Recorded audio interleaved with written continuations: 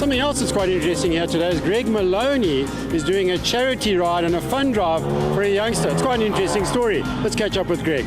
27 for 48, Dave, is for a little boy called Adam Sheard. He's got spastic quadriplegia, which is a form of cerebral palsy, and he's also in a wheelchair for the rest of his life. And Neil Herron's brother Bruce actually got hold of me and asked me to get involved with it.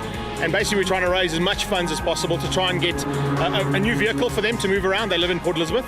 And for the family to do some renovations to their house, because they, as you know, with a wheelchair and with a kid now being almost 40 kilos, it's a heavy weight lifting him up and down out of the wheelchair all the time because he can't help anybody. So the idea is to try and get as much funds in to do those renovations and to try and buy another vehicle.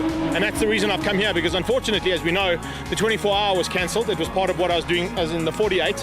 I've already done the 4, the 8, and going to be doing the 12-hour next weekend. So the idea is to try and do 24 hours of driving now to make up for the loss of the 24-hour bike race. So that's good. How is that going to work today? Well, basically what I'm going to do is I'm going to get into the car, my little Mini behind me here, and try and push it as much as I can in 3 of the classes. The Speed and Sound 111 Sports and Saloons, both classes, and in the G&H Supercars. I've been given permission to run in Class F there in the Mini. And then I'm waiting for a Super Hatch. That's going to be coming into the day. And then in the bikes, it'll be on my Triumph for Thunder Bikes and Brunch Run. Well, we wish you all the best, Greg. Great initiative. Obviously, you've done one of these before.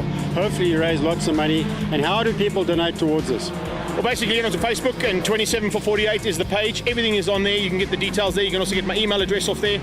And basically, that's what we want to do, is get as many people behind this as possible so that it makes this kid and his family's life a little bit easier.